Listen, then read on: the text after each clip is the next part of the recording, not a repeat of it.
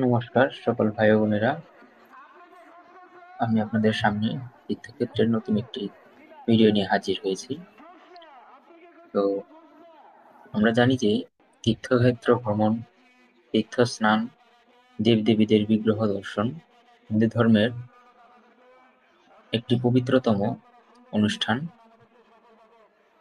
তো এই অনুষ্ঠানটি মূলত কলিযুগে সীমাবদ্ধ নয়, এটি প্রাচীন কাল থেকেই, যেমন সত্য, ত্রেতা, দ্বাপর যুগ থেকেই চলে আসছে, যার নিদর্শন বিভিন্ন পৌরাণিক কাহিনী, পৌরাণিক গ্রন্থ বা মহাভারত, রামায়ণেও উল্লেখ করা আছে যে পুণ্য লাভের জন্য তারাও মূলত বিভিন্ন তীর্থক্ষেত্রে ভ্রমণ করতেন।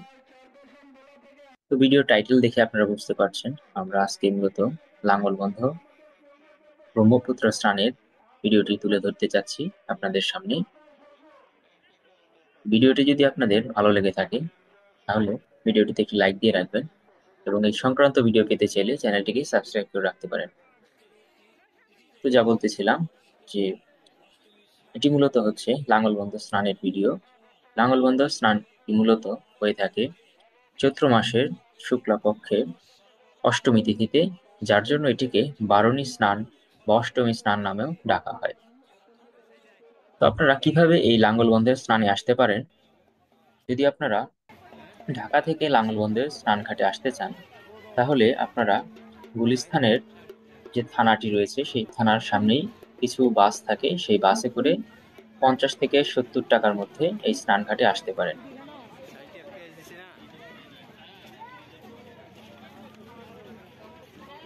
তো লাঙ্গলবন্ধ স্নানটি কেন এত বিখ্যাত তা আমরা একটু জানার চেষ্টা করি। লাঙ্গলবন্ধ স্নানটি এত বিখ্যাত হওয়ার কারণ হচ্ছে মূলত ভগবান পরশুরাম যখন এই ব্রহ্মপুত্র নদের সরোবরে স্নান করেছিলেন তখন তিনি পাপমুক্ত হয়েছিলেন। তো তিনি পাপমুক্ত হওয়ার কারণে তিনি চেয়েছিলেন যে সেই জলটি, যে কুণ্ড ছিল সেই কুণ্ড থেকে সমতলের দিকে, বা যে কৈলাস পর্বত ছিল সেই পর্বত থেকে সমতলে সেই জলটি আনার চেষ্টা করেছিল সকল পাপী তাপীদের রক্ষার্থে। কারণ তিনি যেহেতু পাপমুক্ত হয়েছিলেন তাই তিনি চেয়েছিলেন যে সমস্ত পাপীদেরও কিভাবে উদ্ধার করা যায় সেই ব্যবস্থাটি তৈরি করার জন্য। তো সেই লক্ষ্যেই তিনি তার কুঠার দিয়ে সেই কুণ্ডের আশেপাশে থাকা যে সকল শক্তিশালী পর্বত বা পাথর ছিল সেই পাথরগুলো ভেঙে ফলকর্ষণ করতে করতে সেই নদটিকে ব্রহ্মপুত্র পর্যন্ত নিয়ে আসেন, যা এখানে নাম হয়েছে, যার জন্যই নাম হয়েছে এটার ব্রহ্মপুত্র নদ। এবং ফলকর্ষণ করতে করতে তিনি এই লাঙ্গলবন্ধ নামক স্থানে এসে বিশ্রাম নিয়েছিলেন দেখেই এই জায়গাটির নাম হয়েছে লাঙ্গলবন্ধ।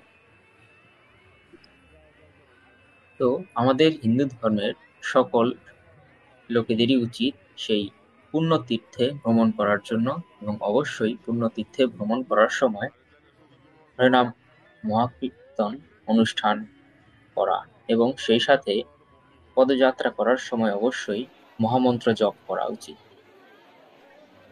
তো এই লাঙ্গলবন্ধ স্নান উপলক্ষে রাস্তার দুই পাশেই বিভিন্ন ধরনের মেলা বসে থাকে।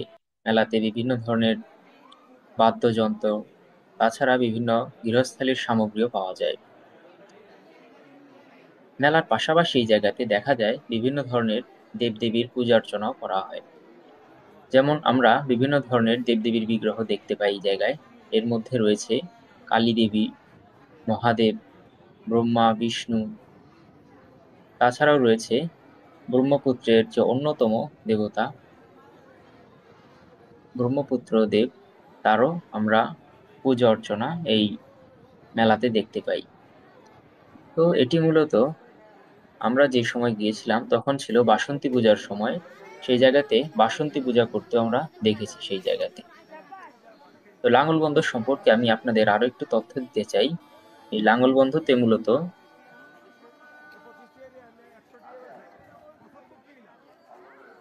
14টি স্নানঘাট আছে, 10টি মন্দির আছে এবং 6টি আশ্রম ও 3টি আশ্রয়স্থল রয়েছে।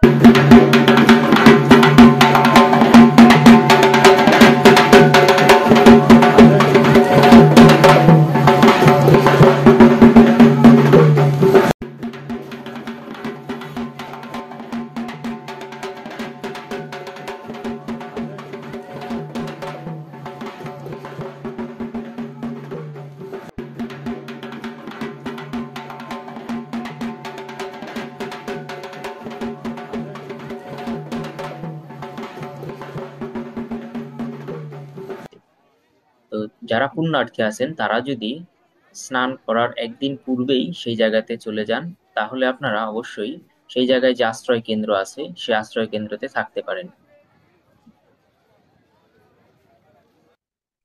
ওই জায়গার যে সকল ঘাটগুলো রয়েছে সেই ঘাটগুলোরও বিশেষ বিশেষ নাম রয়েছে এবং নামেরও কিছু মাহাত্ম্য বা নামগুলো যে আবির্ভাব হয়েছিল তার পেছনেও কিছু ইতিহাস রয়েছে। যেমন এর মধ্যে হচ্ছে যেমন রাজঘাট রয়েছে, গান্ধীঘাট রয়েছে এবং হচ্ছে প্রেমতলা ঘাট রয়েছে, তার মধ্যে বিখ্যাত। এর মধ্যে রাজঘাট নামটি বিখ্যাত হওয়ার কারণ হচ্ছে নেপালের রাজা এই ঘাটটিতে স্নান করেছিলেন বলে তার জন্য এর নাম হয়েছে মূলত রাজঘাট। মহাত্মা গান্ধী ঘাটটি বিখ্যাত হচ্ছে যে মহাত্মা গান্ধী যখন মৃত্যুবরণ করেছিলেন তার চিতাভস্ম বিভিন্ন ঘাটে বিসর্জন দেওয়া হয়েছিল। তার মধ্যে অন্যতম হচ্ছে এই মহাত্মা গান্ধী ঘাট লাঙ্গলবন্ধের, যেই জায়গাতে তার চিতা বিসর্জন দেওয়া হয়েছিল, চিতাভস্ম আর কি। এরপর রয়েছে প্রেমতলা ঘাট। প্রেমতলা ঘাটে বিভিন্ন সাধু সন্ন্যাসী বটমূলের তাদের বিভিন্ন ধরনের প্রেম মাধুর্যমণ্ডিত পরিবেশের সৃষ্টি করে বলেই তার নাম হয়েছে মূলত প্রেমতলা ঘাট। তো আমাদের হিন্দু ধর্মাবলম্বীদের সকলেরই উচিত পাপ ক্ষয় লাভের উদ্দেশ্যে এই তীর্থ ভ্রমণ করা, যার কারণে আমরা সমস্ত পাপ থেকে মুক্ত পেতে পারি। তো সবাইকে আমি এই তীর্থ ভ্রমণ করার আহ্বান করছি। আপনারা অবশ্যই তীর্থে ভ্রমণ করবেন নিজেদের এবং সকলের মঙ্গল কামনার জন্য। মেলায় আরো একটি বিশেষত্ব হচ্ছে মেলাতে আগত সকল ভক্তবৃন্দদের জন্য বিনামূল্যে জায়গায় জলের ব্যবস্থা করা হয় এবং বিভিন্ন যে সকল সংঘগুলো রয়েছে সেই সংঘগুলোতে তারা প্রসাদ বিতরণ করে থাকে।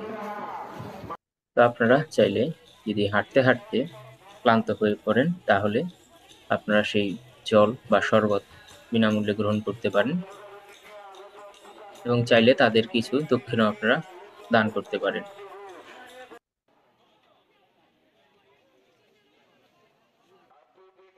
তো তীর্থক্ষেত্র ভ্রমণের সময় আমাদের অবশ্যই স্নান করার পর সেই জায়গাতে অবশ্যই কিছু না কিছু দান করা উচিত। যদি আমরা দান করি তাহলে আমাদের আরো কিছু পুণ্য লাভ হতে পারে। তো ভিডিওটি করতে যেয়ে যদি আমার কোনো ভুল ত্রুটি হয়ে থাকে তাহলে অবশ্যই আপনারা ছোট ভাই হিসেবে আমাকে ক্ষমা করে থাকবেন এবং ভিডিওটি ক্ষমা সুন্দর দৃষ্টিতে দেখবেন।